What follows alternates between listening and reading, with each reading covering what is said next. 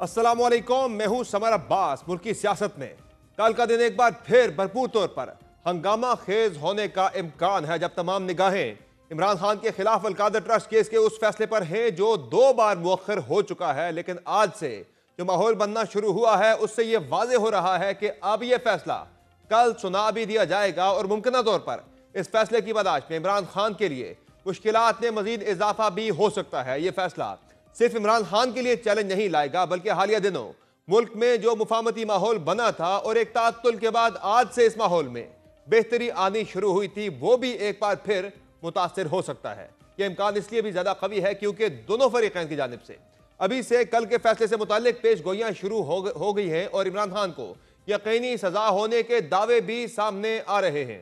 90 million pound की approval हो रही थी, मैं फेडरल मिनिस्टर था कैबिनेट का। मैंने उस वक्त खान साहब से कहा था कि ये ना करें, खुदा का वास्ता है, ये आपके लिए नैब का केस बनेगा और आपको जेल होगी इसके अंदर। उस वक्त नहीं माने। ये ओपन और शट केस है, इसमें तो गल मुक गई है। यहाँ तक तो अब चैप्टर आपको बड़ा क्लियर होना चाहिए कि ना कोई बैकडोर मुज़ाकरात है, ना बैरून मुल्क से कोई प्रेशर है, ना इंटरनल कोई प्रेशर है, और इसकी हवा आपको आइंदा आने वाले हफ्तों में नजर आना शुरू हो जाएगी। वो हवा तो निकल जाएगी। तो ये चैप्टर तो क्लोज है। ये ओपन एंड शट केस पहले से था, इसमें कोई नई चीज़ होने वाली नहीं है। जुर्म की सजा होनी है और वो होगी। उम्मीद की जाती है कि इन तमाम हक़ाइक़ की बुनियाद पे कल कोई फैसला सुनाया जाएगा जो इन फैक्ट्स पे बेस कर रहा होगा और इंसाफ के इंशाअल्लाह ताला तमाम तकाजे जो है पूरे किए जाएंगे। अभी तो हुआ ही कुछ नहीं आपको। अभी तो ना आपको सजा हुई है 25 साल, ना आपको फांसी हुई है, ना आपके कोई लोग जो है सारे के सारे तो मिले हुए हैं। सब के सब जो है वो कंप्रोमाइज है। सब के सब रातों को गिड़गिड़ा रहे होते हैं, जाकर माफिया मांग रहे होते हैं और सुबह को आके प्रेस कॉन्फ्रेंस और स्टेटमेंट दे रहे होते हैं। दूसरी जानिब तहरीक इंसाफ ये उम्मीदें लगाए बैठी है कि अलकादर ट्रस्ट केस में इमरान खान की बरियत यकीनी है। किसी और मुल्क में अगर इस किस्म के फलाही इदारे बनाए जाते हैं तो उनकी खिदमात के सिले में तो शायद नोबेल प्राइज दे दिया जाता, मगर पाकिस्तान में जब अगर प्राइवेट एंटिटी जिस तरह का काम करती हैं तो फिर उन्हें इस किस्म की विक्टिमाइजेशन का सामना करना पड़ता है। कि एक बरियत का केस है, हम ये समझते हैं कि इस केस के पल्ले ही कुछ नहीं है, इस केस में कोई ऐसी चीज ही मौजूद नहीं है कि जिसको सामने रखते हुए खान साहब को या बुशरा बीबी को कोई सजा दी जा सके। खान साहब ने कहा कि जितना अरसा मुझे रखा है इससे ज्यादा अरसा भी मुझे रख लें, मैं कभी भी इनकी बात नहीं मानूंगा, मैं बिल्कुल गुलामी कबूल नहीं करूंगा। लंबी लिस्ट है केसेस की कि हाई कोर्ट में गमले तोड़ने तक का केस भी इमरान खान के ऊपर आपने बना दिया। अब अगर इस केस की बात की जाए तो अलकादर ट्रस्ट की बुनियाद इमरान खान के दौरे हुकूमत में 2019 में रखी गई थी, जिसके ट्रस्टी इमरान खान, उनकी अहलिया बुशरा बीबी और उनकी करीबी दोस्त फराह गोगी हैं। अलकादर ट्रस्ट उस वक्त कायम किया गया था जब साबिक वजीर आजम इमरान खान ने अपनी काबीना से एक लफाफे में बंद कागज पर दर्ज समरी की मंजूरी ली थी, जिसके तहत बरतानिया से पाकिस्तान को मौसूल होने वाले 190 मिलियन पाउंड की रकम को सुप्रीम कोर्ट के अकाउंट में मुंतकिल कर दिया गया था। पाकिस्तान को यह रकम निजी हाउसिंग सोसाइटी के बरतानिया में एक तस्फिये के नतीजे में मुंतकिल की गई थी। जब एनसीए ने 190 मिलियन पाउंड की रकम रियासत पाकिस्तान की मिल्कियत करार दी थी, लेकिन यह रकम पाकिस्तान के कौमी खजाने में पहुंचने के बजाय सुप्रीम कोर्ट के उस अकाउंट तक पहुंची थी जिसमें सुप्रीम कोर्ट को हाउसिंग सोसाइटी 460 अरब रुपए की तस्फिये की रकम अदा कर रही थी। इमरान खान को नैब ने 9 मई 2023 को अलकादर ट्रस्ट केस में ही इस्लामाबाद हाई कोर्ट के हाथ से गिरफ्तार किया था, जिसके बाद मुल्क की एहतजाज भी हुआ था। बाद इमरान खान को इस केस में जमानत पर रिहाई मिल गई थी। अगस्त 2023 से जेल में कैद इमरान खान को नैब ने नवंबर 2023 में इस केस में फिर गिरफ्तार किया, जबकि तफ्तीश मुकम्मल होने पर दिसंबर 2023 में एहतसाब अदालत में रेफरेंस दायर किया गया था। रावलपिंडी की एहतसाब अदालत के जज नासिर जावेद राना ने 1 साल कबल यानी 27 फरवरी 2024 को इमरान खान और उनकी अहलिया बुशरा बीबी पर अलकादर ट्रस्ट केस में फर्द जुर्म आयद की थी। रिपोर्ट्स के मुताबिक इस केस की लगभग 100 समातें हुई, जबकि 30 से ज्यादा गवाहान को पेश किया गया, जिनमें साबिक वजीर दिफा परवेज खटक, साबिक विफाकी वजीर जुबैदा जलाल और इमरान खान की वजारत उज़्मा में प्रिंसिपल सेक्रेटरी रहने वाले आजिम खान भी शामिल थे। एक तरफ कल का दिन मुल्क की सियासत के लिए कुलीदी समझा जा रहा है, तो आज का दिन भी इंतहाई अहम था, जब गुज़िश्ता कई रोज से हुकूमत और पाकिस्तान तहरीक इंसाफ के दरमियान मुज़ाकरात के मामले पर जो डेडलॉक था वो आज बिलाखिर टूट तो गया है और एक बार फिर दोनों फरीकैन के दरमियान मुज़ाकराती मेज पर बैठने की उम्मीद पैदा हो गई है। इससे कबल दोनों कैंपों की जानिब से जिस तरह एक दूसरे पर जुबानी हमले शुरू हो चुके थे, उससे यह खदशा पैदा हो गया था कि मुल्क में सियासी अदम इस्तेहकाम के खात्मे का ख्वाब एक बार फिर टूट जाएगा। लेकिन इन मुज़ाकरात को पहले दिन से पुश करने वाले, कुलीदी किरदार अदा करने वाले स्पीकर कौमी असम्बली सरदार रियाज सादिक एक बार फिर मुतहर्रिक हुए और गुज़िश्ता रोज से उन्होंने फिर से हुकूमत और तहरीक इंसाफ में बढ़ते अदम एतमाद को कम करवाया, जिसके नतीजे में बिलाखिर आज वो मुलाकात भी हो ही गई जिसके न होने ने मामलात को पॉइंट ऑफ नो रिटर्न के करीब ला खड़ा किया था। और इस मुताल्लिक आज वज़ीर आला खैबर पख्तूनख्वा अली अमीन गंडापुर, उमर अयूब, असद कैसर, साहबजादा हामिद रजा और दीगर पर मुश्तमिल तहरीक इंसाफ के वफ़द ने अडयाला जेल में इमरान खान से तवील मुलाकात कर ही ली। लेकिन बज़ाहिर इस मुलाकात और मुस्तकबिल के मुज़ाकरात की कामयाबी का दारोमदार कल के दिन पर भी होगा और हुकूमत की जानिब से तहरीक इंसाफ के मुतालबात से मुतालिक लचक पर भी। और शायद इसी सूरत हाल को भांपते हुए तहरीक इंसाफ भी मुज़ाकरात से मुतालिक वाज़ेह और दो टोक हिकमत अमली सामने ले आई है, जिनके बकौल मुतालबात ना माने गए तो मुज़ाकरात खत्म और फैसला खिलाफ आया तो तलखी में इजाफा होगा। दूसरे फरीक को आगाह कर देंगे कि हम तीसरे राउंड मुज़ाकरात के लिए तैयार हैं। उन्हें ये इंटीमेट कर दिया जाएगा कि अब आप जुडिशल कमीशन के हवाला से अपनी वर्किंग करके आएं कि इतने वीक्स गुजरने के बावजूद अभी मुज़ाकरात के अंदर किसी किस्म की पेशरफ्त नहीं हो सकी। अगर जुडिशल कमीशन नहीं बनता तो फिर मुज़ाकरात का सिलसिला आगे नहीं चल सकेगा। हमारी फाइनल डेट 31 जनवरी ही है जो कट ऑफ है। ये अगर आप एक्सपेक्ट कर रहे हैं कि खान साहब को सजा सुनाने के बाद को बड़े अच्छे माहौल में मुज़ाकरात होंगे, मुज़ाकराती अमल के अंदर हमारे रवैयों में तो तलखी आएगी। इस तरह के सख्त मौक़िफ़ को देखते हुए मुल्क में सियासी इस्तेहकाम आने का इम्कान कितना कवी है और क्या कल के फैसले के बाद मुफाहमत का दौर एक बार फिर मुज़ाहमत और जारहियत के दौर में बदल जाएगा, इस मुतालिक मजीद बात करेंगे। आज अडयाला जेल में इमरान खान से मुलाकात करने वाले वक्त में शामिल पाकिस्तान तहरीक इंसाफ के सीनियर रहनुमा असद कैसर से। बहुत शुक्रिया असद कैसर साहब, आपने ज्वाइन किया प्रोग्राम में। ये बताएगा कि आज आपकी मुलाकात हुई इमरान खान साहब से अडयाला जेल में, मुज़ाकरात को लेकर खान साहब ने क्या हिदायत जारी की हैं, आइंदा के लिए अगला राउंड कब होने जा रहा है और उसमें तहरीक इंसाफ क्या मौक़िफ़ इख्तियार करने जा रही है, पर्टिकुलरली खान साहब की रिहाई के मामलात और दीगर जो कमीशन के मामलात हैं उनको लेकर। देखिए, खान साहब से हमारी डिटेल डिस्कशन हुई। हमने उसके सामने सारे हालात रखे और बताया कि क्या क्या हो रहा है, जो मतलब सब कुछ हम उसके सामने रखा।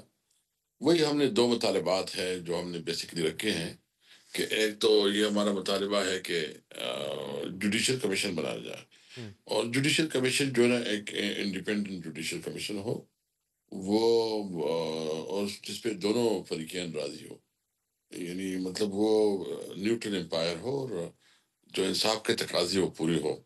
तो 9 मई की और 26 नवंबर की तहकीकात करवाए और जो भी रिस्पॉन्सिबल है उसके खिलाफ जो है ना कानून के मुताबिक जो है ना उसके खिलाफ एक्शन। दूसरा जो हमारे असीरान है, जो हमारे वर्कर्स है, पहले वर्कर की बात होगी फिर लीडरशिप की और इमरान खान की। तो हम चाहते हैं कि जितनी भी हमारे असीरान हैं इंक्लूडिंग इमरान खान सब की रिहाई हो। हमने बहुत पुख्ता सर एजेंडा रखा है ताकि एक वे आउट दिया है हुकूमत को कि अगर वो संजीदा है मुल्क को इस क्राइसिस से निकाले। बाकी हुकूमत के अपनी वो है जिस तरह वो सोच रही है कि अगर वो समझते हैं कि इस सूरत से फ़ायदा उठाएं तो ये इसके लिए बेहतरीन मौका है। लेकिन सर अगर कमीशन की तरफ मामलात नहीं जाते तो ये जो बयानात पिछले हफ्ते आ रहे थे कि शायद ये तीसरा राउंड फिर आखिरी राउंड ही हो, क्या ऐसा ही है? खान साहब ने भी यही कहा या फिर इस मामले में कुछ लचक दिखाई है खान साहब ने आज? 31 तक कट ऑफ डेट है हमारा। 31 तक हम जो है ना कोई ऐसी बात नहीं करेंगे, लेकिन इसके बगैर कमीशन के बगैर तो आपको पता है कि फिर मुज़ाकरात की कोई फ़ायदा नहीं है। कमीशन वो जो सुप्रीम कोर्ट की सीधे 3 जजेस के तहत हो, न्यूट्रल एम्पायर्स हो और दोनों फरीक उस पर मुत्तफिक हो और जो इंक्वायरी है मैं को और 26 नवंबर का वो इंक्वायरी हो जाए।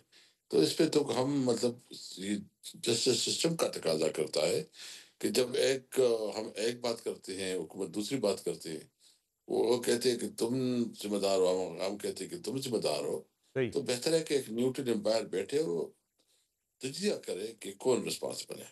तो असद कैसर साहब, अगर दोनों मामलात पर कमीशन नहीं बनता, किसी एक मामले पर 9 मई का या 26 नवंबर दोनों में से किसी एक मामले का कमीशन अगर गवर्नमेंट उस पर एग्री कर जाती है, दूसरे पे नहीं करती, तो फिर भी तहरीक इंसाफ के लिए एक्सेप्टेबल होगी ये सूरत हाल, या फिर आपको दोनों कमीशन ही चाहिए? अगर एक मिल जाता है तो फिर भी मामलात आगे बढ़ सकते हैं? नहीं, हम तो दोनों हमारा डिमांड वही है। जो भी हमारी बात होगी हम जो मशावरत होगी वो हम अपने लीडर इमरान खान के साथ मशावरत करेंगे, उसके मुताबिक आगे बढ़ेंगे। लेकिन देखिए ये बहुत से यानी हम ये भी कह सकते थे कि हमारा मैंडेट वापस करो, हम ये भी कह सकते थे कि जो 26वीं आईनी तरमीम है उसको ख़त्म करो। हमने बहुत रीजनेबल रखे ताकि एक मैक्सिमम वो हो, और वो जो है ना इसके ऊपर जो है ना दोनों तरीकेन राजी हो, आसान भी हो और मुल्क आगे चले, इस क्राइसिस से जो है ना हम निकलें। खान साहब ने आज डील के वाले से भी कोई बात की है? जो ये जो पिछले काफ़ी दिनों से बात चल रही थी कि खान साहब को डील ऑफर हुई है बंदीगाला मुंतकिल किए जाने के हवाले से, खान साहब उस पर एग्री नहीं किए, इस वजह से क्या कोई बातचीत हुई है? खान साहब ने क्या उनका मौक़िफ़ था डील को लेकर? क्या डील होनी है जी, ये मुझे बताओ ना। फैसला कल होना है, और अभी से तमाम मिनिस्टर्स जो है ना वो प्रेस कॉन्फ्रेंस शुरू कर चुके हैं। एक तरफ वाडा जो है लगा हुआ है, दूसरी तरफ ख्वाजा आसफ जो है ना प्रेस कॉन्फ्रेंस कर रहे हैं, दूसरी तरफ चौधरी कर रहे हैं, दीगर मीडिया कर रहे हैं, और उनको बताया गया कि वो नैरेटिव बना रहे हैं। यानी फैसला कल सुनाना है, आज उसकी वकालत हो रही है, शहजाद आज अकबर उसकी साहब भी नैरेटिव इसी बनाया जाए। शहजाद अकबर साहब भी इसी तरह से तहरीक इंसाफ के दौरे हुकूमत में एक नैरेटिव बनाया करते थे, जिस तरह से आज हम देख रहे हैं। मुझे एक वो रिकैप बनता हुआ नजर आ रहा है, जैसे कोई रीप्ले चल रहा हो। नहीं, वो मेरे मेरे नॉलेज में नहीं है, अगर उस तरह हुआ भी तो वो मुनासिब नहीं थी। अभी फैसला आया ही नहीं है। अभी फैसला आया तो उसका मतलब है कि इनको पता है, इनके साथ डिस्कस हुआ है, और उनकी मशावरत से कल फैसला आना है। हम्म। इनको जो है ना ये जिस तरह नैरेटिव बना रहे हैं और जिस तरह बातें कर रहे हैं, तो इनको बताया गया है कल सजा होनी है। तो फिर इस मुल्क की इंसाफ का निज़ाम का खुदाई वापिस। तो फिर मैं समझे इस मुल्क में फिर कल के कोई फैसले को अदालतें नहीं लेकर, है। कल के मुमकिना फैसले या मुमकिना सजा को लेकर खान साहब ने क्या कहा? अगर फैसला कुछ सख्त आता है, कल उनके खिलाफ फैसला आता है, कुछ सजा कल खान साहब को अगर हो जाती है, तो फिर मुज़ाकरात का अमल जो है मुतासर तो नहीं होगा उससे? देखिए उसके ऊपर तो हम एहतजाज करेंगे, और हम इसको हाईलाइट भी करेंगे। हम इसके ऊपर कल जो है ना हमारी अपनी मीटिंग भी बुलाई है, 1 बजे हमने मीटिंग बुलाई है। हमें पता है कि उन्होंने सजा का ऐलान करना है, और अभी तो ये सारे मिनिस्टर लगे हुए हैं, उन्होंने इसका तो पता चल गया। एक किस्म का ऐलान तो हो गया है कि इमरान खान के खिलाफ। तो ये अदालती निज़ाम है हमारा। शर्म का मकाम है कि ये इस किस्म की अदालतें हैं जो कि लेकिन एग्जीक्यूटिव के इससे ऑर्डर पे लेकिन फैसले इससे देती है। लेकिन सर, इससे इससे मुज़ाकरात का अमल मुतासर तो नहीं होगा, इफेक्ट तो नहीं करेगा मुज़ाकरात के माहौल को, ये फैसला अगर एडवर्स देखिए आता है इसके खान ऊपर साहब के तो खिलाफ? हम इसके ऊपर हम एहतजाज करेंगे, इसके ऊपर असेंबली में भी आवाज उठाएंगे। देश में असेंबली तमाम जितनी भी असेंबली है, केपी असेंबली पंजाब, हम्म। सिंध जहाँ हमारी है सेनेट में, और एहतजाज भी करेंगे। मुज़ाकरात अपनी तरफ वो अलग हमारा है, इससे उसका ताल्लुक नहीं है। मुज़ाकरात होंगे, लेकिन जो हम कल का फैसला है इसके ऊपर कल हम पूरे मुल्क में एहतजाज यानी करेंगे, यानी पार्लियामेंट सर के अंदर। यानी सर एडवर्स फैसला आने की सूरत में मुज़ाकरात मुतासर नहीं होंगे, वो साथ साथ चलते रहेंगे। बिल्कुल, मुज़ाकरात इससे अलग मामला है, लेकिन कल का जो फैसला है हमने उसके पूरा पूरा एहतजाज करना है। तो सर ये बताएं कि ये जो कहा जा रहा था तहरीक इंसाफ की तरफ से कि प्रोसिक्यूशन में नरमी की जाए, या फिर अगर हमें सजाएं उनमें अगर जमानत मिलती है तो हुकूमत रुकावट मत डाले, तो ये क्या था सर? फिर जाहिर है ये भी तो आप गवर्नमेंट से एक रिलैक्सेशन ही मांग रहे थे ना आप? नहीं, हम रिलैक्सेशन नहीं मांगते। हमने कहा कि हमारे साथ इंसाफ हो। हम्म। जिस तरह अभी कल का वाक़या है, कल जो फैसला सुनाया जा रहा है, ये इंसाफ की तकाज़ी पूरी नहीं करती। हम्म। ये बुनियादी तौर पर जो है ना जो ये डिसीजन जो है ना, ये फैसला ऑन डिमांड है। जिस तरह डिमांड है उसके मुताबिक ये फैसला हो रहा है। इस फैसले की कोई हैसियत नहीं है। इसकी कोई लीगल फुटिंग नहीं है। आपके पास इस जाहिर है फैसले असद में मुझे कैसर साहब, पता है आगे इमरान आपके खान पास पे लीगल लीगल इस पे फोरम्स हैं, आपके पास हाई कोर्ट में आपके पास जो है वो अपील का मौका है। पहले भी जो खान साहब के खिलाफ फैसले आए थे इद्दत वाला, उसमें भी जाके अपलेट स्टेज के ऊपर, अपील के स्टेज के ऊपर जाके, या फिर तोशाखाना का था, खान साहब को उसमें रिलीफ मिला था जाके आगे। यहाँ भी शायद आपको मिल जाए अगर आप समझते हैं कि आपके असल खिलाफ में ये ये ज्यादती हो रही अभी है, गलत कोशिश फैसला कर हो रहा रहे है। हैं। ये जो फैसले डिले की गए हैं, जो मुझे इम्प्रेशन है, क्योंकि नए जजेस भी आ रहे हैं और उनका ख्याल ये है कि एक अपनी मनपसंद जजेस ला के फैसले को जो है ना कंप्रोमाइज कर सकते हैं। मैं समझता हूँ कि जो जद्दोजहद हमारे बुजुर्गों ने की थी 1973 आइन के लिए, जिसमें शहरी हुकूक को तहफ़्फ़ुज़ दिया गया था, जिसमें अदालती निज़ाम को तहफ़्फ़ुज़ हासिल था, जिसमें एक यकीन था कि इस मुल्क में जो है ना कोई किसी का हक नहीं छीन सकेगा।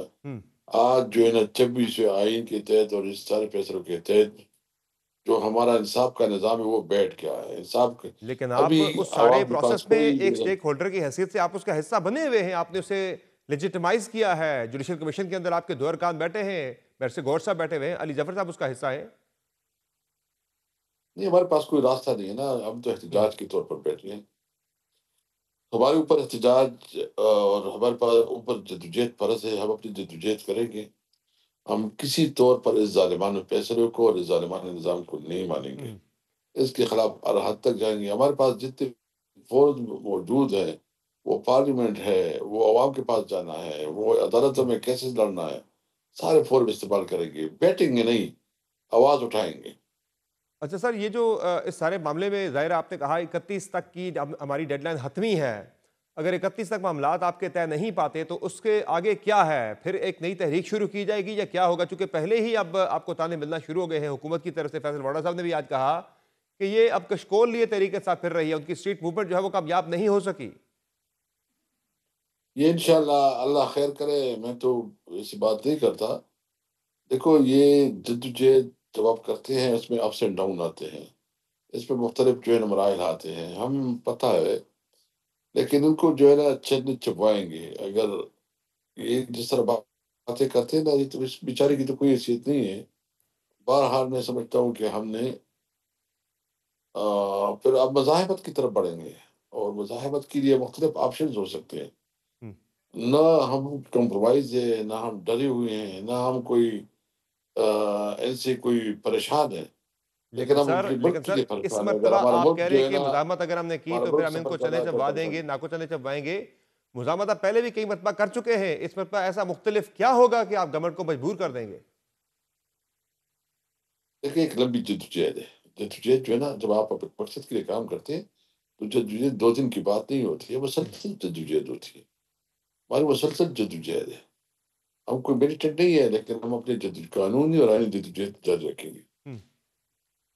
तो सर फिर ये बताएं कि अब अगर मुज़ाकरात का मामला अगर आपका इसमें नहीं बात बन पाती खान साहब की रिहाई के वाले से भी या फिर ये कमीशन के वाले से, तो फिर आगे क्या इनका मुस्तकबिल होगा मुज़ाकरात का फिर? फिर तो नहीं है मुज़ाकरात। अगर ये नहीं बनती और जो हमारा मुतालबा उस पे अमल दरामद नहीं होता, तो फिर खुदा ही हाफ़िज़। सही। अच्छा सर, ये बताएं कि आपकी पार्टी के अंदर भी बड़े मसाइल चल रहे हैं। कल शेर अफजल मरवत साहब ने बड़ी खुल के बातें की हैं हमारे ही प्लेटफॉर्म के ऊपर, हमारे प्रोग्राम में, कि जी पाकिस्तान तहरीक इंसाफ के अपने लोग मेरे पीछे पड़ गए हैं। वो तो यहाँ तक कहते हैं कि तहरीक इंसाफ के अंदर से भी कुछ लोग जो है वो नहीं चाहते कि खान साहब बाहर आए। क्या है ऐसा मसला तहरीक इंसाफ के अंदर? कुछ लोग मुखालफत कर रहे हैं या वो मुखालिफ है खान साहब के बाहर आने के? और दूसरा ये चल क्या रहा है पीटीआई के अंदर, हर बंदा दूसरे का खिलाफ है, मुखालिफ है। बड़ी पार्टी है, बड़ी पार्टी में मसाइल होते हैं। हम्म। ठीक हो जाएगा, बस अभी खान साहब ने इंस्ट्रक्शन दी है, क्योंकि वो मैं हमें अनाउंस नहीं कर सकता। वो जो तंज़ीमी मामलात है वो गौहर और बैरिस्टर गौहर साहब और सलमान साहब देख रहे हैं, तो उसके लिए मैसेज है, वो आगे देखेंगे। बस हम समझते हैं कि जो भी है, जो भी हमारी पार्टी की रहनुमा है, पार्लियामेंटेरियन है, सबको अपना डिसिप्लिन का ख़्याल रखना चाहिए। ये इस सख्त कोई जो मुश्किल खान वक़्त साहब में ने जो है ना, इंस्ट्रक्शंस दी हैं वो मरवत साहब के हवाले से कुछ स्पेसिफिक इंस्ट्रक्शंस आज खान साहब ने दिए? बिल्कुल उसने, मैं ये नहीं कहता, लेकिन वो चूँकि मैं इसको अनाउंस नहीं कर सकता, वो पार्टी की जो ऑर्गेनाइजेशन स्ट्रक्चर है, वो इस पे बात करेंगे। मैं सिर्फ़ आपके तवज्जुह से इतना कहता हूँ कि एक मुश्किल टाइम है। हमें बहुत ज़िम्मेदारी से जो है ना आगे बढ़ना है, और पार्टी के अंदर अगर किसी की कोई मसाइल है भी, तो पार्टी के अपने फ़ोरम्स हैं, अपने फ़ोरम के ऊपर जो है वो बात करें। अच्छा सर, ये ज़ाहिर है इसमें मरवत साहब के हवाले से परसों हमारे प्रोग्राम पे बता रहे थे रऊफ़ हसन साहब के खान साहब ने कोई अहकाम जारी किए हैं उनके खिलाफ इंज़बाती कार्रवाई के। क्या कोई इंज़बाती कार्रवाई के हवाले से खान साहब ने इंस्ट्रक्शन दिए? इस पे आप कंफर्म करेंगे जो रऊफ़ हसन साहब ने बात की है? नहीं, मैं चूँकि मैंने उस पे कमेंट नहीं करूँगा। वो बस दूसरी वो पे बात करूँगा। सही है। और सर जो आपकी डिमांड थी कि इस्टेब्लिशमेंट के जो असल जो लोग हैं वो भी इसमें मुज़ाकरात में फ़रीक हों, इस पे खान साहब ने कोई बात की है आज इस पे कोई? नहीं, हमने बस चूँकि जो हुकूमत थी उसके साथ हमारी बातचीत हुई, उसके ऊपर ब्रीफिंग दी है, और हुकूमत में जो भी स्टेक होल्डर्स हैं, वो हुँ। एस्टेब्लिशमेंट है या पार्लियामेंट है, सारी हुकूमत का हिस्सा है। हुँ। वो आपस में बात करें, बात करना चाहते हैं, बिस्मिल्लाह नहीं करना चाहते, उसकी मर्ज़ी है। हुकूमत हुकूमत होती है, हम हुकूमत से बात करेंगे। अच्छा, तो सर ये जो बैक चैनल मुज़ाकरात कुछ चल रहे थे, ऐसा कुछ है मामला, या बैक चैनल भी अब जो है सूरत हाल ऐसी कुछ भी नहीं है? क्योंकि इत्तलात नहीं तो कोई यार ये क्योंकि कोई व्यक्तिगत, कोई असल मामला जो है वो बैक चैनल जो है वो तय पा रहे हैं। नहीं कोई ऐसी बात नहीं है, कोई व्यक्ति नहीं है। जो बात है इसी कमेटी में होनी है। बहुत शुक्रिया असद कैसर साहब, आपने ज्वाइन किया प्रोग्राम में। नाज़रीन, आपने गुफ्तगू मुलाज़ा की पाकिस्तान तहरीक इंसाफ के सीनियर रहनुमा असद कैसर की, जिनका कहना है कि इमरान खान साहब को अगर 190 मिलियन पाउंड के केस में सजा दी जाती है तो पाकिस्तान तहरीक इंसाफ की तरफ से भरपूर एहतजाज किया जाएगा, जबकि जो मुज़ाकरात हैं उसके लिए डेडलाइन जो है 31 जनवरी की वो हतमी है। अगर तब तक मुज़ाकरात में पेशरफ नहीं होती तो फिर पाकिस्तान तहरीक इंसाफ फिर से मुज़ाहमत की तरफ बढ़ेगी। प्रोग्राम में मुख्तसर ब्रेक लेंगे, ब्रेक से वापस आएंगे, तज्ज़िया शामिल करेंगे कि आने वाले हफ्ते में बहुत सी इंपॉर्टेंट कानूनी और सियासी डेवलपमेंट्स होनी है। यह हफ्ता कितना इंपॉर्टेंट है पाकिस्तानी सियासत के लिए, तहरीक इंसाफ के लिए बात करेंगे। ब्रेक के बाद हमारे साथ रहेगा।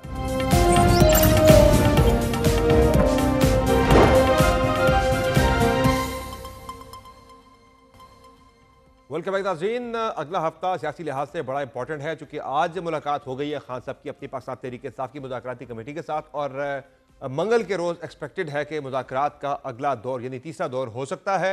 और साथ ही साथ एक तरफ मुज़ाकरात के हवाले से आप पेशरफ मुतवक्का है कि तीसरा दौर होना है, लेकिन कानूनी लिहाज से भी हफ्ता बड़ा इंपॉर्टेंट है। एक तो कल इमरान खान साहब के हवाले से 190 मिलियन पाउंड या अलकादर ट्रस्ट केस का फैसला भी सुनाया जाना है, और साथ ही साथ जो है खान साहब की बेल जो उन्होंने अप्लाई कर रखी है 8 केसेस के अंदर, जो कि 9 मई से जुड़े केसेस हैं लाहौर हाई कोर्ट के अंदर, इसमें भी जो है अहम पेशरफ मुतवक्का है इसी हफ्ते के अंदर।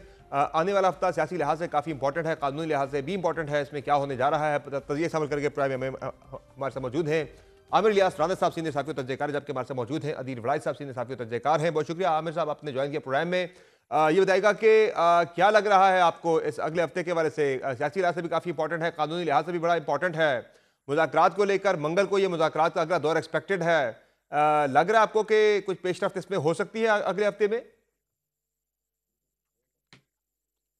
देखें जी, कल फैसला तो जज साहब ने सुनाना है, लेकिन जितनी तफसीली इस केस की समातें हुई, इल्तिवा दिए गए और बार बार दिए गए, और ख़ास तौर पे जब खान साहब कई दफ़ा कह चुके थे कि मैं हैरान कर दूंगा जब मैं अपने गवाह लाऊंगा, और फिर आखिरी वक्त में उन्होंने गवाह भी ना दिए, तो मुझे तो कोई शक नहीं कि इस केस में उन्हें सज़ा होने जा रही है, क्योंकि उन्होंने कोई डिफेंस ऐसा नहीं लिया सिवाय मीडिया पे डिफेंस देने के। अदालत के अंदर डिफेंस होता है, और जो 8 फरवरी से पहले खान साहब को जल्दी में सज़ाएं सुनाई गई और हाई कोर्ट ने उतनी ही जल्दी उनमें उनको रिलीफ फराहम किया, तो इसमें वो सारी कसरें इस्तगासा ने निकाल दी हैं कि जितने इल्तवा मांगे, जितनी दफ़ा मांगे, ड्यू थे या अनड्यू थे, वो सब दिए गए। तो मुझे तो लग रहा है कि ये काम होने जा रहा है सज़ा वाला ही। बाकी मुज़ाकरात का तो देखें, आज जब खान साहब से इनकी टीम मिल के निकली है तब भी उन्होंने कहा कि हमें पता सज़ा होनी है और हम मुज़ाकरात करेंगे। तो वो तो तय है कि मुज़ाकरात मतलब बुध को शायद हो जाएँ, मंगल को ना भी हों और मंगल को हो जाएँ। मतलब अब मुलाकात तो हो गई, और अब उन्होंने जुज़ियात तय करके रिटर्न देना है, क्योंकि जो राना सनाउल्लाह कह रहे हैं कि आप गुमशुदा अफराद कह रहे हैं, तो गुमशुदा अफराद की लिस्ट तो फराहम करें ना, और आप किन TORs पे अपना कमीशन बनाना चाहते हैं वो भी बताएँ हमें, ताकि हम फिर आपको जवाब दें। तो एक नशिस्त तो ज़रूर होगी ना, चाहे वो उन्होंने 31 जनवरी की डेडलाइन रखी हुई है। हाँ, जैसे असद कैसर ने कहा है कि बिल्कुल एहतजाज करेंगे, एहतजाज उनका हक़ है, उनके लीडर को सज़ा होती है, और इस मुल्क में जिस भी लीडर को सज़ा हुई है उसकी हामी लोगों ने हमेशा एहतजाज ही किया है। खान साहब का मौक़िफ़ भी यही है कि अगर सज़ा कानूनी हो जाती है तो ये मुज़ाकरात के अमल को मुतासिर नहीं करेगा, ये बड़ी अहम चीज़ है।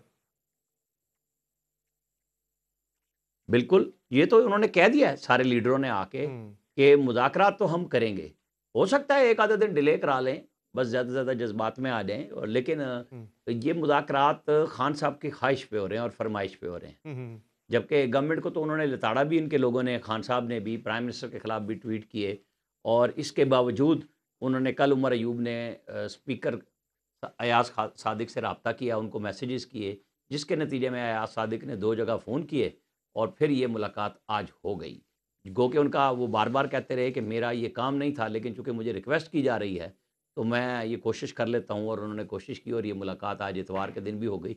तो ठीक बात है, मुज़ाकरात साथ साथ बढ़ने चाहिए, और मुज़ाकरात से ही मसला हल होना है, चाहे वो 9 मई की माफ़ी की सूरत में हो या ना हो।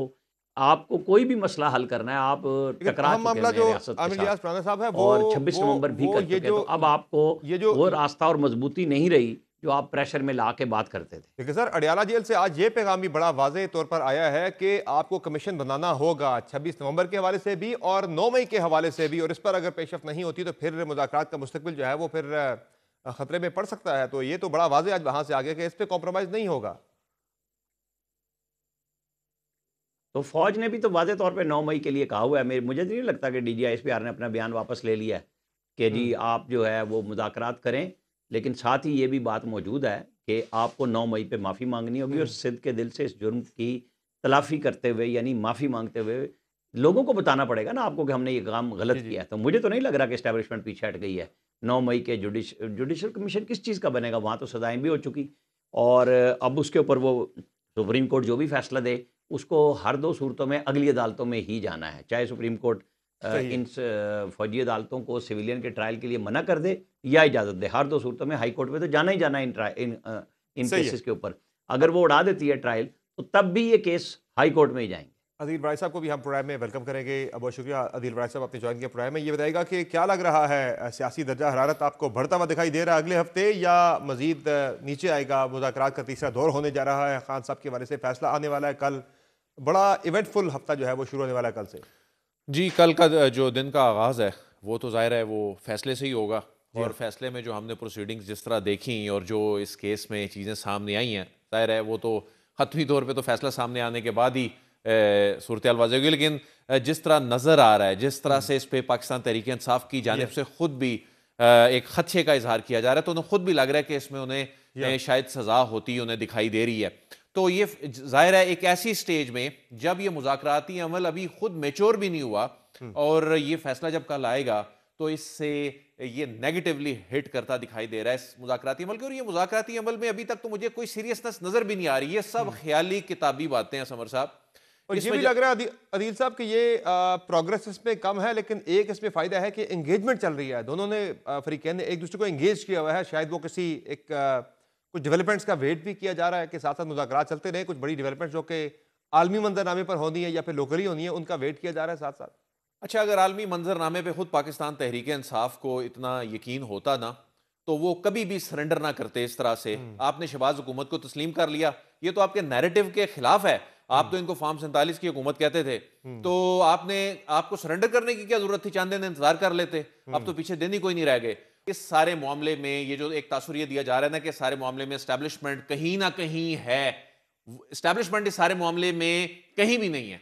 ये खालिस्तन एक पॉलिटिकल एंगेजमेंट है और पॉलिटिकल एंगेजमेंट में भी एक दूसरे को ताने दे रहे हैं। और अच्छा, मुझे उनकी रजामंदी कॉन्सेंट उनका शामिल है पीछे इसके कि ये सब कुछ जो हो रहा है। नहीं, इसमें कोई उनकी तरफ से कोई ग्रीन सिग्नल नहीं है। वो कह रहे हैं आप, ये तो पहले दिन से ही डीजीआईएसपीआर ने कहा कि उन्होंने कहा कि इन्होंने सियासी लोगों ने आपस में बैठना। लेकिन एक मुझे बात तो बताएं समर साहब आप कि ये चले इनके 2 मुतालबात आ गए, सपोज किया ये मान लिए सही, इन रिटर्न पाकिस्तान तहरीक इंसाफ ने क्या हुकूमत को देना है? ऐसे उनके पास देने के लिए क्या है? क्या वो शोरश खत्म कर देंगे? क्या सोशल मीडिया पे वो कैंपेन्स खत्म हो जाएंगी? ये तो उनको सवाल रखते हैं आमिर इलियास राना साहब से। आमिर भाई, आपको क्या लग रहा है कि फिर तहरीक इंसाफ इन रिटर्न क्या दे सकती है? और एक चीज तो अब वाज़ेह होती जा रही है, जो बज़ाहिर लग रहा है तहरीक इंसाफ ने भी कह दिया है मुज़ाकराती टीम से कि आप हमारी जमानतों में रुकावट नहीं डालेंगे। यानी तहरीक इंसाफ को भी अब ये समझ आ गई है कि जब तक हुकूमत नहीं चाहेगी खान साहब बाहर नहीं आ सकते। तो खान साहब की रिहाई अगर होनी है तो इसी मुज़ाकरात के अमल में ही होनी है, वरना मुश्किल है फिलहाल।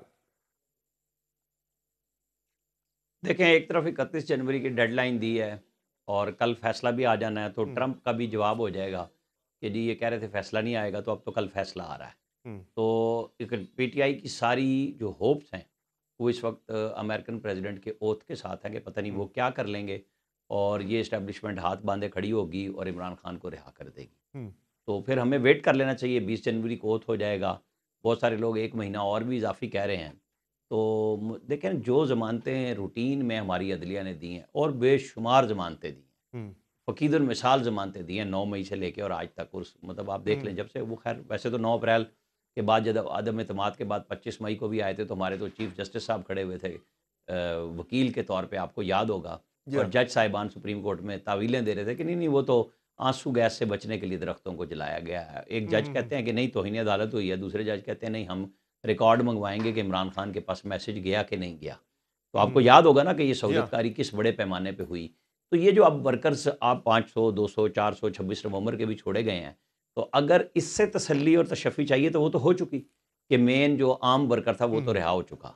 लेकिन जो 9 मई में कैद है और जो खान साहब का अपना, चाहे वो कल ज़मानत आपने ज़िक्र भी किया कि वो कल लगी हुई हैं उनके केस, एतराज़ात दूर 12 में करके से 8 की। चीफ जस्टिस के पास लगा हुआ है। मुझे नहीं लग रहा कि कोई रिलीफ खान साहब के लिए अभी अवेलेबल है, ख़ास तौर पे वो जिस केस में अंदर हैं 9 मई वाले केसेस में, उनके ऊपर केसेस हैं और कल जब फैसला आ जाएगा तो फिर सिचुएशन बदलेगी। फिर दोबारा पीटीआई को महीना 1.5 महीना लगेगा सेटअप करने में अपना, बाहर से वो जो उन्होंने शोर मचाया हुआ है, जो उन्होंने सही है। मिलियन ऑफ डॉलर्स की इन्वेस्टमेंट की है ट्रंप की पार्टी पे, तो उसका भी वो रिजल्ट देख लेंगे। फिर दोबारा भी बैठना ही पड़ेगा, इन्हें डेडलाइन शायद एक्सटेंड करनी पड़ जाएगी। सही है। तो अदील साहब, जाहिर है पाकिस्तान तहरीक इंसाफ ने तमाम कार्ड्स अपने जो है वो यूज़ करके सड़क गरमा के देख ली। अदलिया से उम्मीदें थी कि वहाँ एक उनकी मर्जी का चीफ जस्टिस आ जाएगा, चीज़ें उनकी फेवर में हो जाएंगी, वो भी नहीं हुआ उस तरह से जिस तरह से तहरीक इंसाफ चाह रही थी। तो फिर इन दी एंड जाके तहरीक इंसाफ को मुज़ाकरात की मेज़ पर आना पड़ा उन पार्टीज़ के साथ, उस हुकूमत के साथ के जिसको वो तस्लीम नहीं करती थी। कल तक वो बज़िद थे कि हमने नहीं करनी इनसे बातचीत। तो अब आपको लग रहा है कि ये फैसला कल का अगर आ जाता है तो तहरीक इंसाफ मजीद पोजीशन ऑफ वीकनेस से इन मुज़ाकरात के अंदर आएगी, उनकी पोजीशन मजीद जो है वो कमज़ोर होगी, कॉम्प्रोमाइज़ होगी।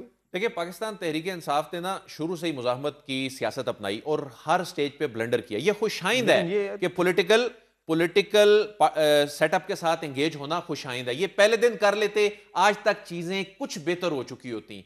अभी भी अगर आप एंगेज हुए हैं तो इसमें आपको कुर्बानी भी देनी है। आप ये बोले जी हमारे ये मुतालबात हैं, हमारे ये मुतालबात हैं, लेकिन किसके लिए?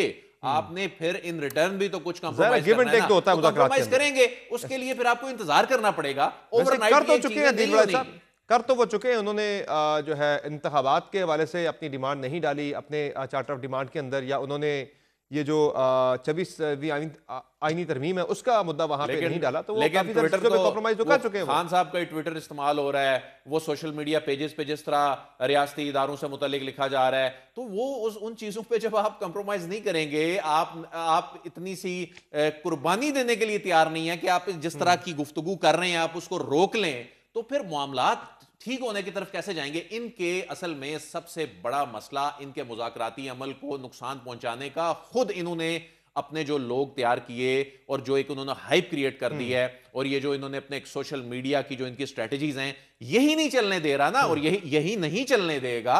यानी वो तो दोनों तरफ से ऐसा ही है आदिल साहब। वो तो गवर्नमेंट की तरफ से भी कुछ वज़रा के बयान बड़े ही सख्त आ रहे हैं, मरीम नवाज साहबा के अपने बयान बड़े सख्त तरीके से आपको लेकर। देखिए, रियासती इदारों से मुतल्लिक लिखना और सियासी जमात से मुतल्लिक बात करना, ये फर्क है। आप रियासत को अटैक करें, रियासती इदारों को अटैक करें, तो ये तो फिर इसमें, और जो ये आपस में सियासतदानों का काम है, ये आपस में करें, हुकूमत पे क्रिटिसाइज करें, हुकूमत पे ये सियासी तौर पे अटैक जिस तरह इन्होंने करने करें, लेकिन ये जिस डगर पे ये चल निकलते हैं ना, वो चीजें उल्टा नुकसान पहुंचाती हैं। आमिर साहब, ये जो बुशरा बीबी की तरफ से कुछ एफर्ट्स की खबरें आई थी कि उन्होंने कोई ट्रैक टू चैनल जो है वो चलाया था मामलात को ठीक करने के लिए, ये फिर ट्वीट्स वगैरह से ही ये मामलात सारे बिगड़े? देखें, मैं अपने सीनियर जो जर्नलिस्ट साथी हैं हमारे, मैं उनकी खबर पे तो कोई इतराज़ नहीं कर सकता ना। हर रिपोर्टर का राइट है कि वो खबर देता है। तो अगर उन्होंने किया अपने शौहर के लिए तो क्या बुरा किया, मैं तो इसको बुरा नहीं समझता। लेकिन वो शौहर और उनके साथ जो लोग लगे हुए हैं, जिनको फैसल वावड़ा कहते हैं कि ये खान को रास्ता नहीं दिलवाना चाहते, तो खान की अहलिया अगर ये चाह रही हैं, इमरान खान की अहलिया, कि उनको और उनके शौहर को रिलीफ मिले, तो बहरहाल सोशल मीडिया पे उन्हें ब्रेक लगानी चाहिए थी, उन्हें एतराज़ बरतना चाहिए था, इदारों पे तनकीद करने से, प्राइम मिनिस्टर को रेडिक्यूल करने से। ये दोनों अभी इकट्ठी हो गई हैं चीज़ें। तो अब जब फैसला आ जाएगा तो फिर नए सिरे से एंगेजमेंट होगी, और वो ट्रैक टू आप कभी भी इग्नोर नहीं कर सकते, बेशक कहा जाए कि नहीं है, लेकिन जब कोई रिक्वेस्ट करता है और फिर कोई मिल लेता है तो इसका मतलब मुज़ाकरात नहीं होते, वो बातचीत होती है। ये नहीं है कि जी मुज़ाकरात तो ये है ना, जैसे अब गवर्नमेंट के अब होने हैं और इनके साथ कि एक एजेंडा आइटम है, एक तरफ से एक रिक्वेस्ट ही हो कि जी अब बस करें, बहुत हो गया, तो जवाबन तो वही है कि 9 मई को कर लें, फिर बस ठीक कर लेंगे फिर बात हम। तहरीक इंसाफ के अपने अंदर भी मसाइल है, बिल्कुल आपने दुरुस्त निशानदेही की है। जिस तरह से फैसल वाड़ा साहब कह रहे, तहरीक इंसाफ के अपने अंदर से शेर हसन मरवत साहब ने कल कहा है हमारे प्रोग्राम में कि तहरीक इंसाफ के अपने लोग भी अगर कुछ जो मुखालिफ है खान साहब के बाहर आने के, अगर वो रुकावट ना डाले तो खान साहब ईद से पहले बाहर आ सकते हैं। तो अदील वाड़ा साहब, ये पीटीआई के अंदर से भी काफ़ी मसाइल है।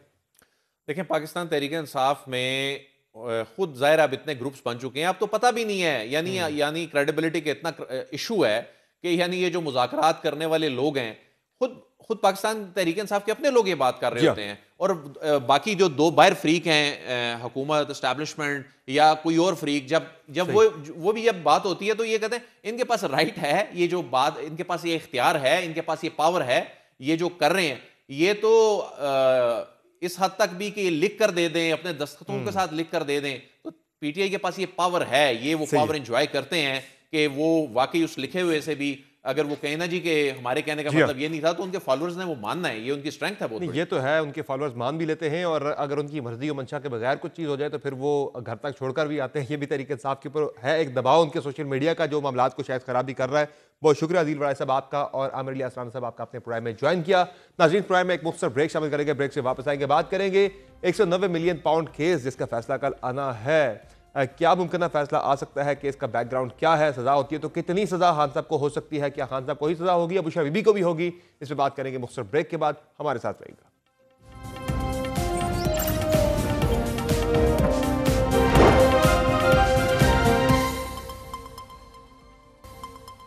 Welcome back. नाज़रीन, कल का दिन इंतहाई अहम है खान साहब के लिए, तहरीक इंसाफ के लिए, जब 190 million pound Al-Qadir trust case का फैसला कल सुनाया जाएगा।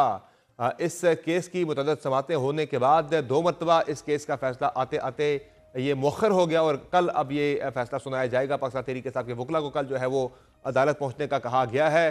फैसला क्या आता है इस हवाले से तो कल ही पता लगेगा, लेकिन इस केस के मुमकिन तौर पर इसमें क्या फैसला आ सकता है, अगर सज़ा खान साहब को होती है तो वो कितनी सज़ा होगी और किस तरह की सज़ा होगी, और खान साहब को ही सज़ा होगी या बुशरा बीबी को भी सज़ा इसमें हो सकती है।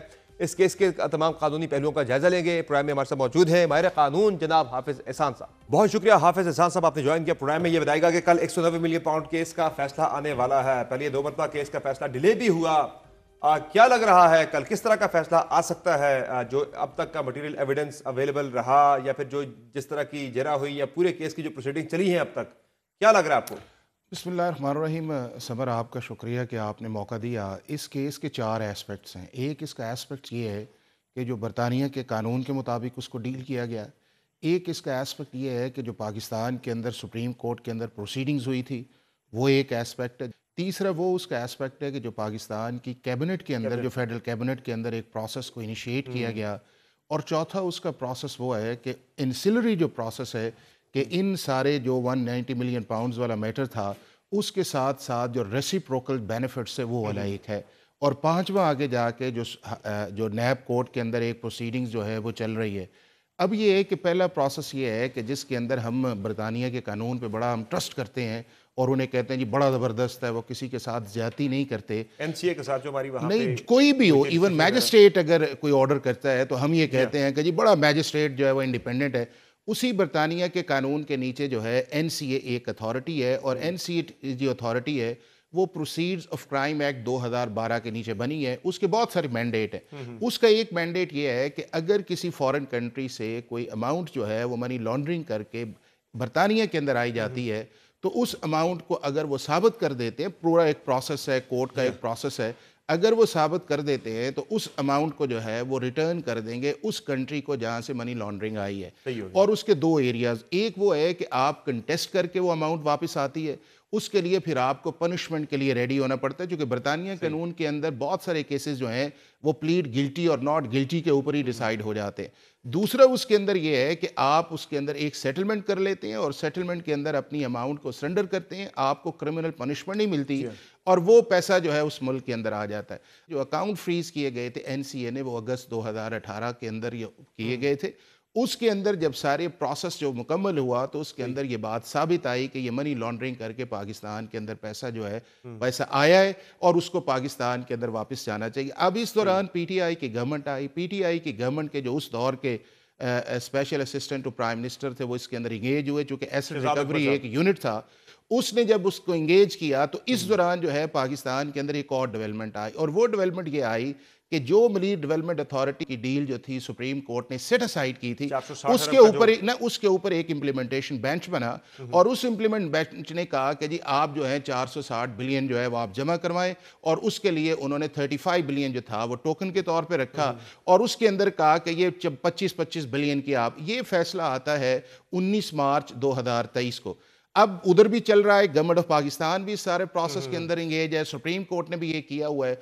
उसके बाद अप्रैल के अंदर जो है एक कैबिनेट मिनिस्टर जो है उसके नाम के ऊपर 458 कनाल जो है जमा करवाते। ना उस वक्त ट्रस्ट था, ना उस वक्त एनसीए की डील फाइनल हुई थी के नाम पे ना, और ना ही उसके अंदर ऐसी चीज थी कि जिसके अंदर आप ये कहें कि अल्टीमेट इसने जाना किधर था। अब उससे अगला ये आया कि सारा प्रोसेस मुकम्मल करके 6 नवंबर 2019 को एनसीए ने कह दिया कि जी हमारे साथ एक डील हुई है और हम गवर्नमेंट ऑफ पाकिस्तान के अंदर जाएंगे, और special assistant to prime minister ने कहा कि ये पैसा वापस आएगा। अब एनसीए जब वापस पैसा भिजवाती है तो वो भिजवाती है स्टेट अकाउंट के अंदर, और स्टेट अकाउंट वो होता है जो अकाउंट 1 होता है किसी भी मुल्क के अंदर जो है, वहां के ऊपर उस सारे प्रोसेस के अंदर जो अकाउंट खुला हुआ था सुप्रीम कोर्ट का रजिस्ट्रार का, उसको स्टेट अकाउंट के नाम पे रिप्रेजेंट किया गया, मिसरिप्रेजेंट किया गया, और वो पैसा जो है उधर ट्रांसफर करवाया। अब ये है कि उसके बाद कैबिनेट को एक नोट जाता है जो 2 फरवरी का है, और 2 फरवरी कैबिनेट का एक प्रोसेस है जो रूल 16, 17, 18, 19 के अंदर है कि आपका एजेंडा 7 दिन पहले आना चाहिए, अगर इमरजेंसी आया, और मिनिस्टर की तरफ से आना चाहिए। जो आपके ये साहब थे ये मिनिस्टर ही नहीं थे, ये इस चीज के ऑथोराइज ही नहीं थे लीगली ये करते, और इनके इस यूनिट को पाकिस्तान की सुप्रीम कोर्ट ने बाद में इलीगल कर दिया। अब 2 के बाद जब 3 को कैबिनेट एक फैसला करती है, और आपके सामने पूरी दुनिया ने देखा और बताया गया कि ना वो लिफाफा खुला, ना आया, ना डिस्कशन में आया, और कैबिनेट करती ये है कि प्रोस्पेक्टिव फैसला करती है, रिट्रोस्पेक्टिव नहीं करती। अब उसके अंदर एक रिट्रोस्पेक्टिव एंडोर्समेंट की कॉन्फिडेंशियलिटी के नाम के ऊपर। एहसान साहब, एक सवाल मेरा आपसे यह है कि काबीना का जहाँ तक ताल्लुक है तो वो तो आइन या कानून ये कहता है कि उसमें जब इदारे के लेवल पे कोई फैसला होता है, इंस्टीट्यूशन के लेवल पे, तो वो फिर आप फर्द वाहिद के खिलाफ उसे आप प्रोसिक्यूट नहीं कर सकते, फिर वो पूरी काबीना के ऊपर लगता है, और इस तरह के फैसले वैसे प्रोटेक्टेड होते हैं, उसमें आप किसी बंदे को जिम्मेदार नहीं सबर। उसके अंदर ये है कि पहले ये नहीं था। 2023 के अंदर नैब के अंदर अमेंडमेंट आई और सेक्शन 4 उसके अंदर इंड्यूस किया गया, जहां पे बहुत सारे इदारों को निकाला गया, cabinet, CCI, council of common interest जो थी, और उसके बाद कमेटीज के फैसलों को निकाला गया। नहीं, एक सेकंड, लेकिन उसके अंदर नहीं, लेकिन उसके अंदर एक चीज ना, लेकिन ना ये रिट्रोस्पेक्टिव का इशू है। उसके अंदर ये लिखा हुआ है कि अगर उस शख्स ने जो कैबिनेट के अंदर बैठा हुआ है उससे को बेनिफिट उस चीज के अंदर लिया हुआ है तो इम्यूनिटी आपको अवेलेबल नहीं है, क्लियरली एक्सेप्शन वहां पे प्रोवाइड की गई है।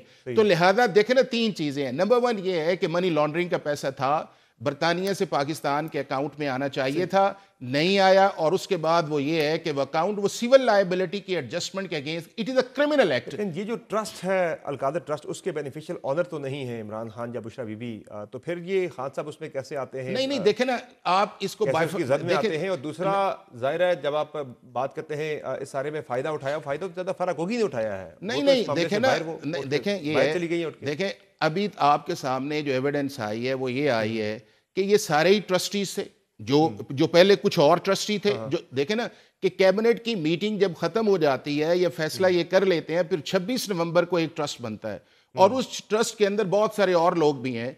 उसके अंदर जो है फिर आप जाके 2022 के अंदर 2040 कनाल एक और करते हैं, और वहां पे जिस खातून का आपने नाम लिया उसको आप ट्रस्टी बनाते हैं।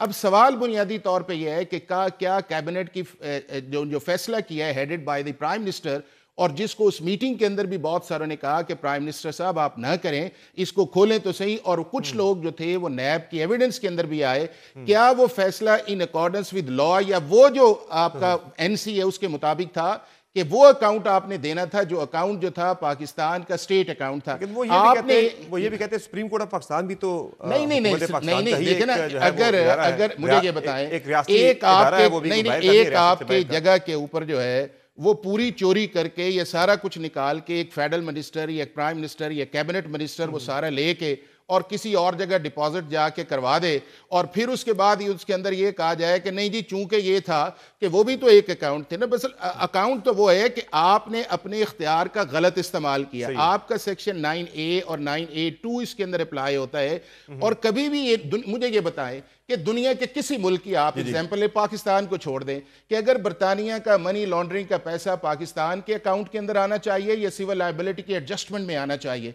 अगर सिविल लायबिलिटी के एडजस्ट में आता है तो इसका मतलब यह है कि जो आपके ऊपर ट्रस्ट है पाकिस्तान के लोगों का, पाकिस्तान की आवाम का, या पाकिस्तान के लॉ के नीचे आपने करना है, वो आपने नहीं किया। और जब वो चीज पकड़ी गई उस चीज के अंदर जाके, अगर ये चीज उस सिविल लायबिलिटी की होती जिसपे एक दफा बात भी की जाती, तो फिर क्यों पाकिस्तान की सुप्रीम कोर्ट जो है पिछले दिसंबर के अंदर पैसे जो है वो फेडरल गवर्नमेंट को और उनको भिजवाती।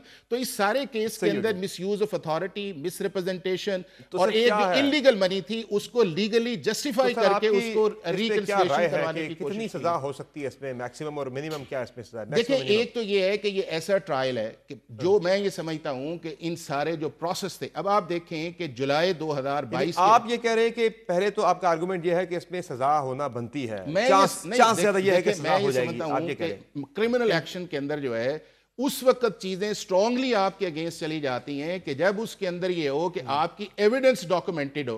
अब एनसीए की एविडेंस डॉक्यूमेंटेड है, कैबिनेट की एविडेंस डॉक्यूमेंटेड है, सुप्रीम कोर्ट की एविडेंस डॉक्यूमेंटेड है, और उसकी रेसिप्रोकल एविडेंस जो है वो डॉक्यूमेंटेड है।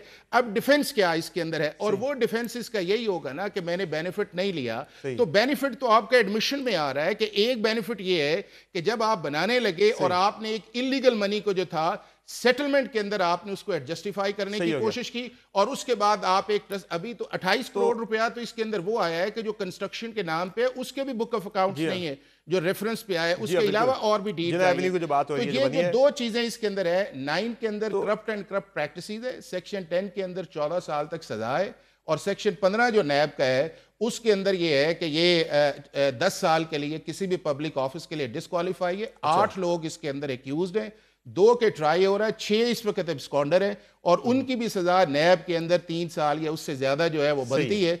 तो वो ये है कि फिर उनके आप अकाउंट फ्रीज कर सकते हैं, उनके 15 साल तक आप करें, 14 साल 14 साल मैक्सिमम सजा हो सकती है, और 14 साल तक मैक्सिमम ये सजा हो सकती है, up to 14 years, up to 14। और दूसरा आप कह रहे हैं 10 साल तक की, 10 साल तक की आप कह रहे हैं नाअहली पब्लिक ऑफिस होल्ड, फाइन भी हो सकता है, फाइन भी हो सकता है, दोनों चीजें हो सकती हैं। और मिनिमम सजा इस पे फिर नहीं, वो तो डिस्क्रिप्शन है ना, वो तो जज मैक्सिमम आपने कहा था नहीं, वो तो ये है कि अगर जज ये समझता ये है कि एविडेंस उस लेवल की है कि देखे ना कि बाज़ चीजें ऐसी हैं कि जिसके अंदर आप मैक्सिमम कंसीडर करते हैं, बाज़ दफा 5 साल भी कर सकते हैं, 7 भी कर सकते हैं, 10 भी कर सकते हैं। अपील के स्टेज पे जाके कहां जाके रिलीफ मिल सकता है यहाँ अगर सजा हो जाती है खान साहब? देखिए, मैं आपको बताऊं कि ये एक ऐसा केस है कि जिसके अंदर बहुत सारी बात भी कही गई है, ये सारा चीज है, ये एक open and shut case in terms of legal terms के अंदर आता है कि जिसके अंदर आप अपनी रिस्पॉन्सिबिलिटी है एज ए प्राइम मिनिस्टर के तौर पे या कैबिनेट मिनिस्टर के तौर पे आप किस तरह उसको शिफ्ट करते हैं, और वो शिफ्ट जो है वो आप या तो एविडेंस से करेंगे या डॉक्यूमेंट्स करेंगे। और अब आप देखें ना कि इसके अंदर आपके सेक्रेटरी को सजा होना, अब आपको लग रहा है इम्कान है या बुशरा बीबी को भी सजा हो सकती है? देखें, इसके अंदर ये इम्कान कितना है? देखिए, बात ये है कि जो एविडेंस इस हद तक आई है, जो कैबिनेट की हद तक चीज आई है, उसके अंदर तो ये है कि ये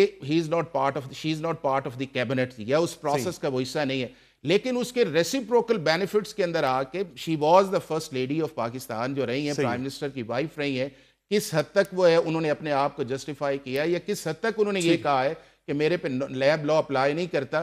तो अगर ये बात होती तो शायद ये मामला उनका ट्रायल जो है वो सेपरेट हो जाता। तो अब इस वक्त ये लग रहा है कि नैब लॉ जो है वो इन दोनों पे भी अप्लाई करता है, और जो दूसरे अकॉम्प्लिसी हैं जिसके अंदर जो एब्सकॉन्डर हैं ये सारे जो है। और ये अपील के स्टेज पे जाके बेल जो है वो कब तक इसमें हो सकती है?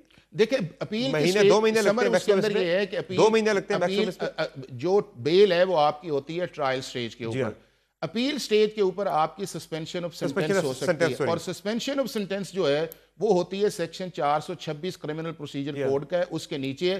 तो वो आप कन्विक्शन के या सेंटेंस के बाद किसी वक्त भी कर सकते हैं, और ये हमारा ख्याल है हाई कोर्ट में आएगा, चूंकि इस्लामाबाद के केस है, पहले भी सजा की मुअत्तल हो चुकी है, वो उसे कर सकते हैं, तो वो उसे कर सकते हैं। तो हाई कोर्ट का ये प्रेरोगेटिव है, और ट्रायल के अंदर ये है कि 100 से ज्यादा आपके पास हेयरिंग आएंगे, फुल टाइम दिया गया है। बहुत शुक्रिया हाफिज हसान साहब, आपने ज्वाइन किया प्रोग्राम में। नाज़रीन, आपने गुफ्तगू मुलाहिज़ा की माहिर कानून हाफिज हसान साहब की, जिनका कहना है कि इमरान खान के खिलाफ अगर ये फैसला आता है तो मैक्सिमम इसमें उनके खिलाफ जो है वो 14 साल उन्हें कैद की सज़ा सुनाई जा सकती है, जबकि इसमें 10 साल तक की नाअहली की सज़ा भी शामिल हो सकती है। और खान साहब के साथ साथ बुशरा बीबी के बारे से भी इम्कान जाहिर किया जा रहा है कि उन्हें उनके खिलाफ भी ये फैसला आ सकता है, उन्हें भी सज़ा हो सकती है। बहरहाल जो भी फैसला होता है ये तो कल पता लगेगा, लेकिन बज़ाहिर जो बताया जा रहा है वो मामला सज़ा की तरफ जाता हुआ नजर आ रहा है। आज के प्रोग्राम में इतना ही, इजाज़त दीजिए, अल्लाह हाफ़िज़।